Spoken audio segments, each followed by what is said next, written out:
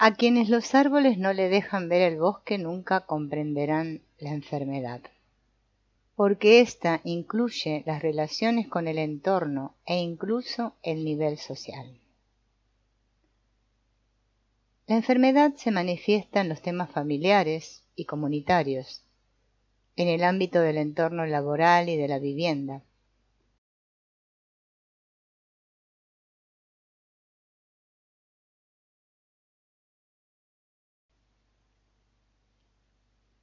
Los médicos son los únicos científicos que se creen capaces de eliminar cosas de la faz de la Tierra, mientras que, por ejemplo, los físicos o químicos saben y demuestran que las cosas nunca desaparecen, sino que simplemente se transforman, adoptando diversas formas.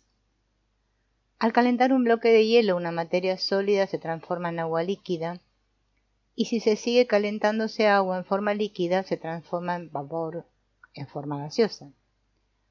Este proceso puede invertirse de nuevo mediante el enfriamiento, entonces el gas se convierte en líquido y después en hielo sólido. Se trata de un proceso que nos parece totalmente natural y que la física explica a partir de la ley de conservación de la materia, que dice que la suma de las energías siempre permanece constante. En realidad, no es posible destruir nada. La física explica además que las diversas formas que adoptan el agua depende de distintos estados de oscilación de sus moléculas.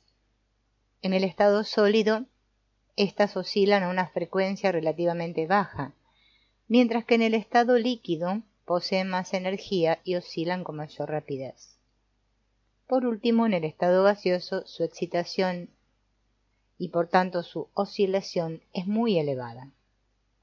El esoterismo parte de una concepción similar al comparar lo sólido con el elemento tierra y lo líquido con el elemento agua y la forma gaseosa con el elemento espiritual aire. La oscilación aumenta al pasar del plano material al plano espiritual.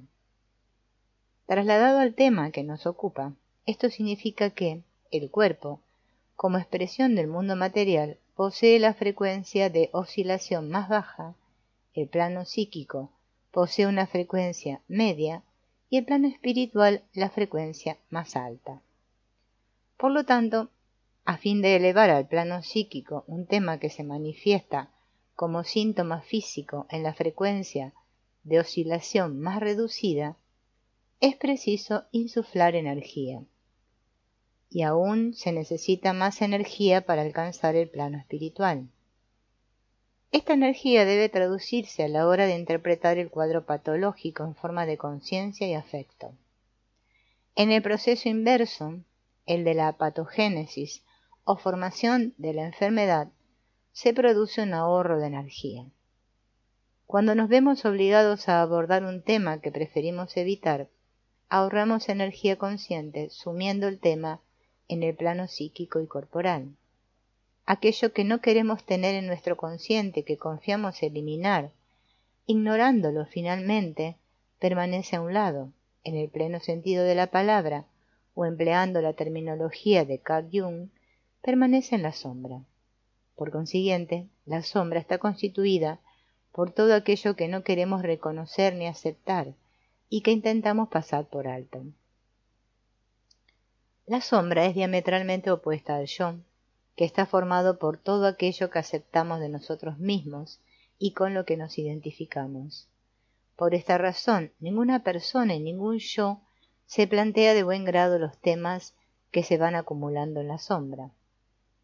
No obstante, puesto que la sombra es una parte necesaria de nuestra totalidad, únicamente podemos estar sanos, entendiendo por ello completos, si la integramos.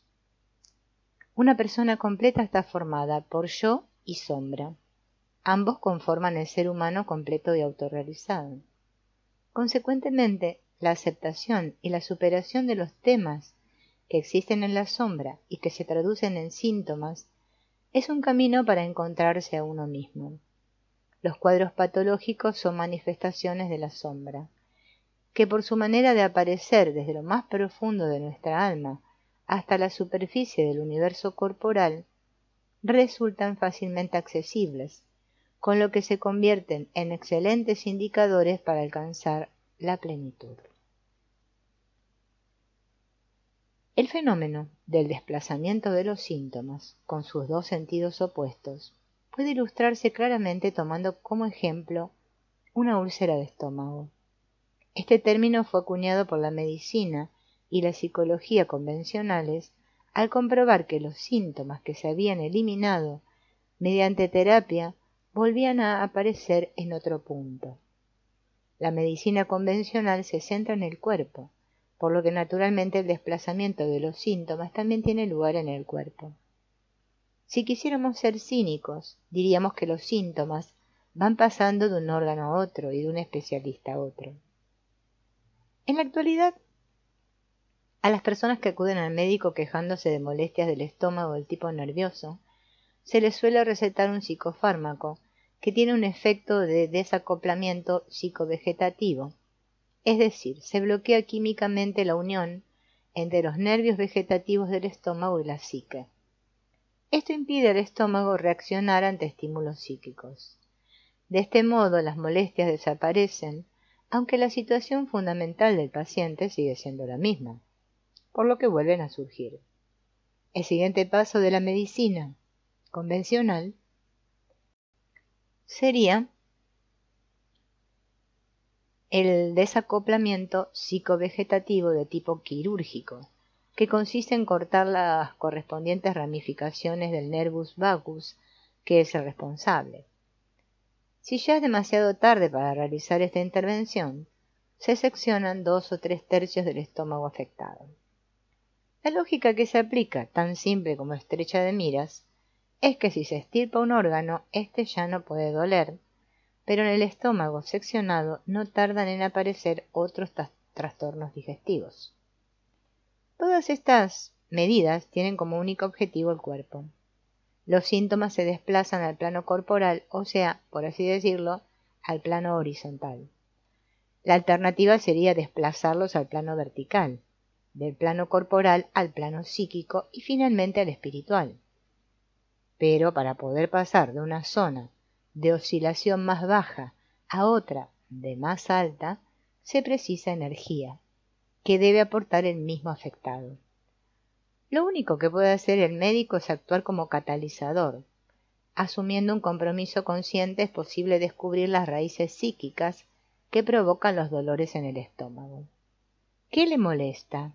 ¿Qué traga la persona que no puede digerir?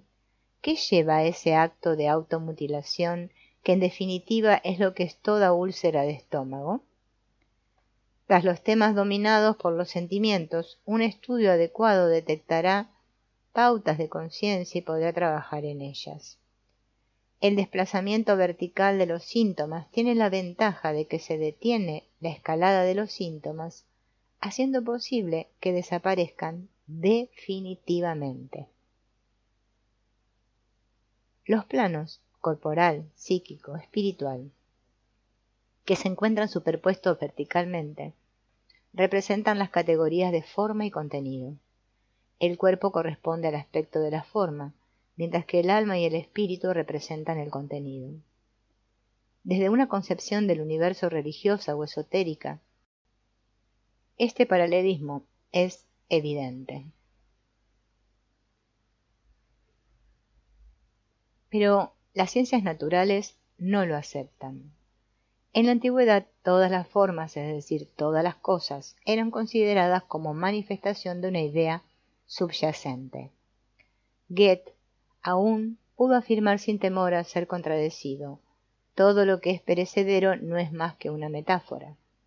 En muchos ámbitos de la vida, desde el arte hasta la técnica, es evidente que la forma y el contenido van a la par. Así, lo que apreciamos en una estatua de Miguel Ángel es el mensaje que nos transmite. Por muy importante que sea el material, queda eclipsado por el contenido. Cuando en un aparato técnico se enciende una luz de aviso, nos apresuramos a buscar las causas, queremos saber por qué parpadea esa luz. Por el contrario, cuando el cuerpo emite señales de aviso, intentamos reprimirlas, atiborrándonos a pastillas, sin indagar en nuestro interior, en busca de las causas que las originan. ¿Por qué no atribuimos ningún significado a las señales del cuerpo? Todos gozaríamos de una salud mucho mejor si tratáramos a nuestro cuerpo del mismo modo que a una máquina. El siguiente ejemplo ilustra la relación existente entre la medicina científica y la medicina interpretativa. Supongamos que preguntamos a un conocido por una nueva obra de teatro y nos responde: el escenario media 8 por 4 metros de largo y 2 metros de alto. Actuaron 14 actores, 8 mujeres y 6 hombres. Para hacer los trajes se utilizaron 86 metros de lino y 45 metros de seda. El escenario estaba iluminado por 35 proyectores, etc. Evidentemente esta respuesta nos decepcionaría, pero, por el contrario, tenemos en gran estima a un médico que tras examinarnos a fondo nos abruma con multitud de hechos y datos acerca de nuestro cuerpo. Un médico así se limita a sí mismo a la forma y decepciona a sí mismo a sus pacientes, por decirlo de algún modo. Finalmente, tras exponer todos los resultados de las pruebas y de su exploración, dice, por ejemplo, se trata de una pulmonía, con lo cual el paciente siente que comprende mejor qué le pasa. El médico ha interpretado sus cifras y sus datos, por lo que sus palabras cobran significado para el paciente. Naturalmente, en esta dirección, en la que se busca el significado, podríamos preguntarnos, por ejemplo, ¿qué es una pulmonía? Dependiendo del órgano concreto, podemos saber cuál es el plano afectado. El pulmón es el órgano en el que se produce el intercambio de gases y contribuye a que podamos comunicarnos, puesto que el habla se genera mediante la modulación del aire que expiramos. Todos respiramos el mismo aire, por lo que estamos en contacto a través de los pulmones. En nuestro cuerpo, ambos lóbulos comunican el lado izquierdo con el derecho, del mismo modo que la respiración conecta el consciente con el inconsciente. Ninguna otra función corporal es accesible de igual forma para ambos caminos. El órgano, es decir, el pulmón, nos indica el plano en el que existe el problema. ¿Cuál es el tema conflictivo? El contacto y la comunicación. Tal como demuestran de forma evidente los últimos hallazgos de la medicina convencional, una inflamación es una confrontación armada, un conflicto en los tejidos. Los anticuerpos luchan contra gérmenes patógenos, se elaboran estrategias, se lucha, se muere y se vence.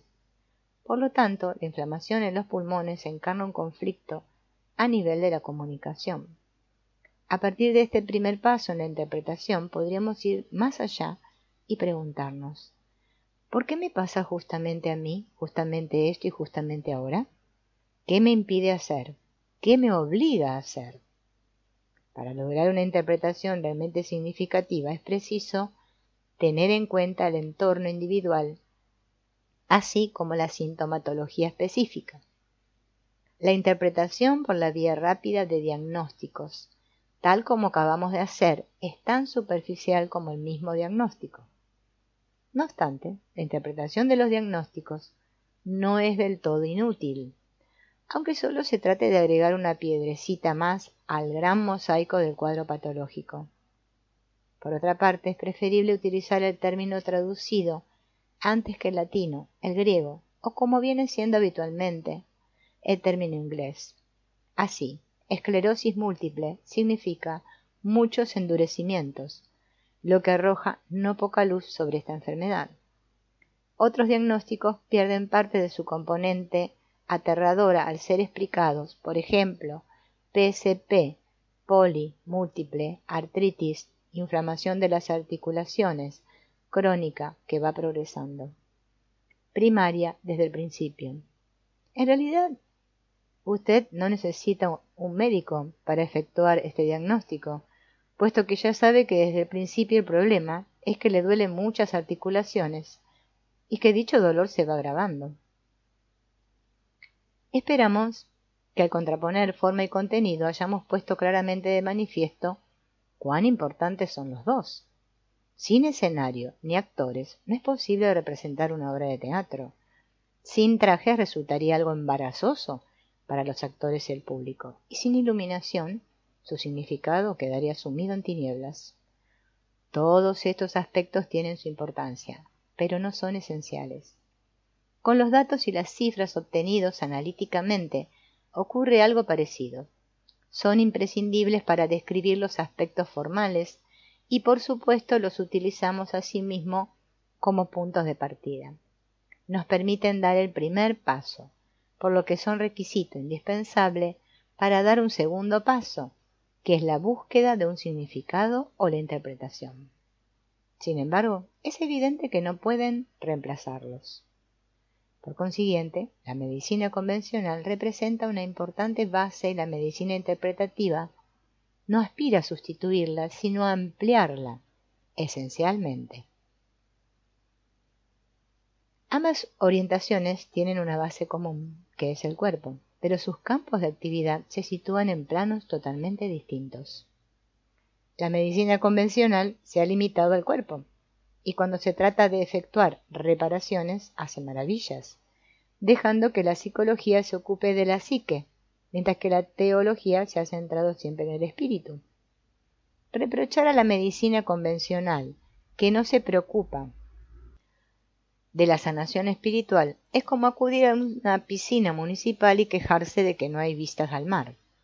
Nadie promete que las haya, del mismo modo que la medicina moderna no promete la sanación del cuerpo, la psique y el espíritu, sino que se limita a realizar un buen trabajo de reparación en el plano corporal. La medicina convencional tiene en común con la mayoría de medicinas naturistas este alejamiento del plano del significado.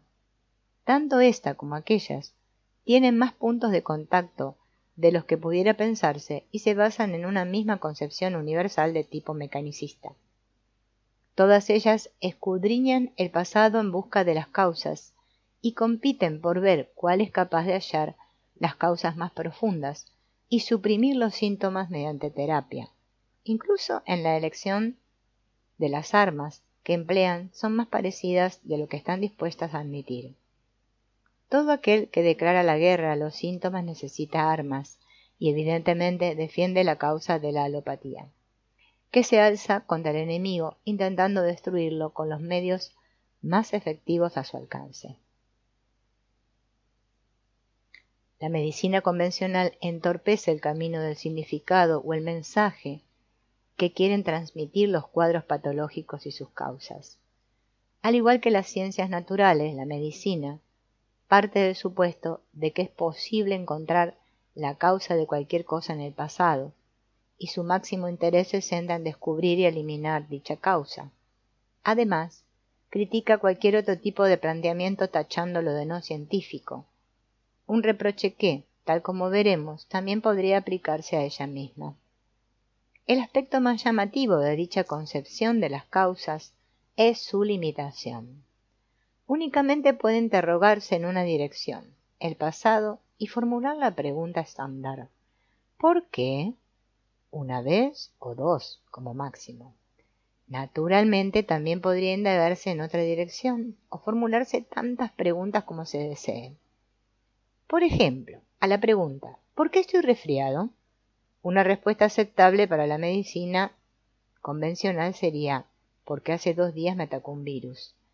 Pero si preguntamos ¿por qué me atacó un virus? Porque mi sistema inmunológico estaba debilitado. Más pronto o más tarde la respuesta desembocaría en el patrimonio genético, diciendo por ejemplo, porque he heredado de mis padres este patrimonio genético. Pero, ¿por qué me legaron justamente este sistema inmunológico? La respuesta nos llevaría a los abuelos, que a su vez lo heredaron de sus padres, y así sucesivamente hasta remontarnos a Adán y Eva y a la pregunta ¿por qué los primeros seres humanos recibieron este sistema inmunológico?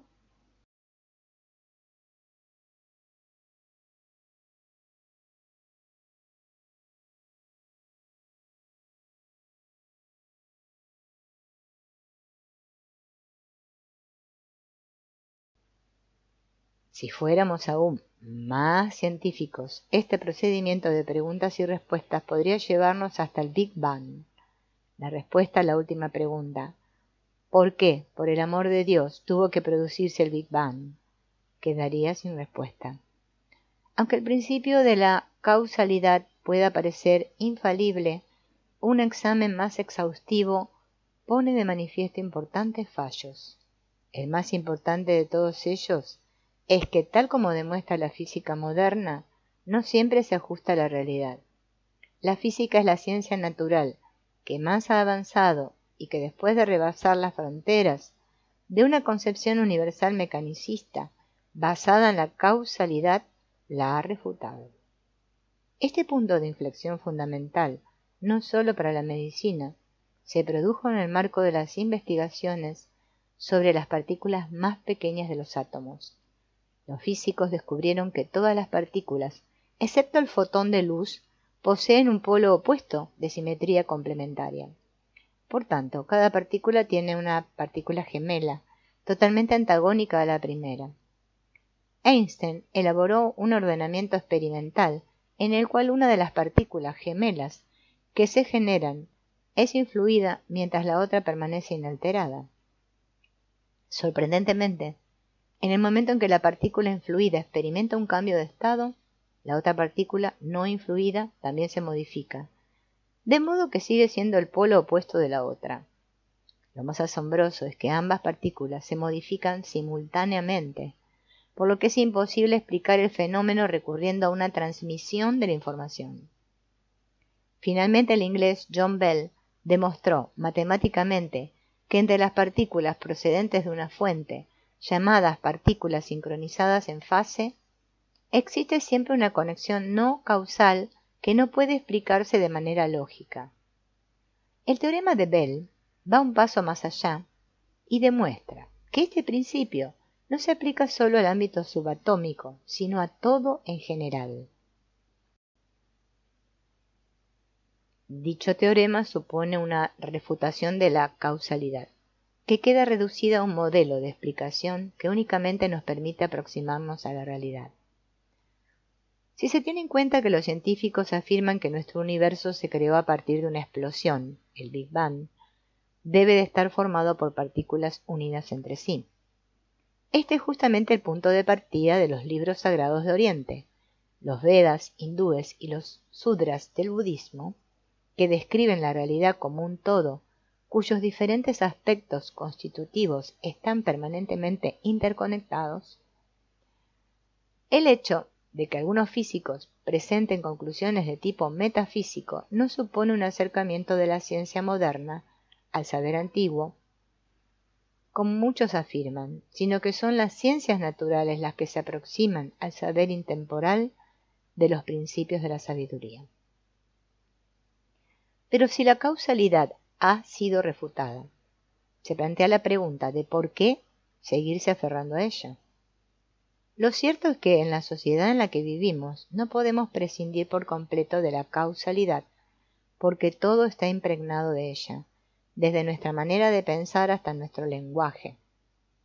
Por otra parte, no existe ninguna razón que justifique el mantenimiento de un subgénero limitado del pensamiento causal, como es el sistema científico. Tal como ya lo hiciera Aristóteles, podemos considerar la causalidad como el mejor método del que disponemos para aproximarnos a un universo que se mueve sincrónicamente.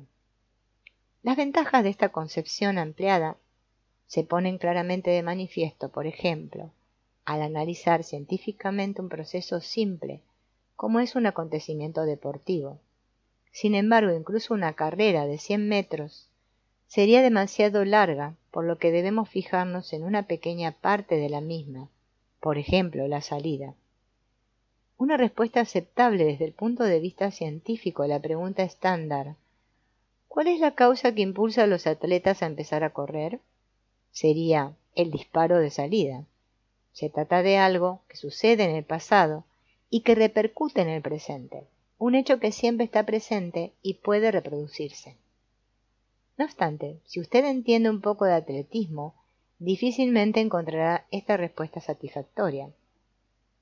Probablemente razonaría que lo que realmente impulsa a los atletas a correr es su deseo de ganar una medalla de oro. Pero esa posible victoria pertenece al futuro. por lo que la ciencia no la aceptaría como causa.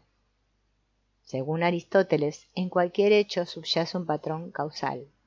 En el caso de la carrera de 100 metros, serían las reglas deportivas que prohíben, por ejemplo, que los atletas utilicen una bicicleta u otro medio. Es gracias a que desde hace mucho tiempo existe una pauta llamada carrera de 100 metros que los atletas saben en qué dirección deben correr. Finalmente, hay asimismo una base material o causa, que puede ser la pista de ceniza, los músculos, etc., y que también es aceptada por la ciencia. Con 4 causas en lugar de una, seguimos sin explicar la realidad final, pero logramos aproximarnos más a ella.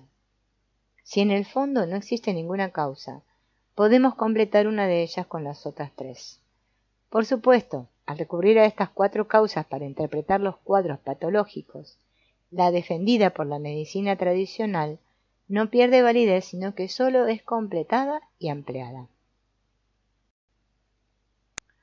A causa de la costumbre y de la ceguera propia, a menudo sucede que al tratar de interpretar el propio cuadro patológico, se cae en el error de la habitual monocausalidad. De este modo se atribuye la neumonía que uno mismo padece únicamente a la acción de un agente patógeno, sin buscar otras explicaciones.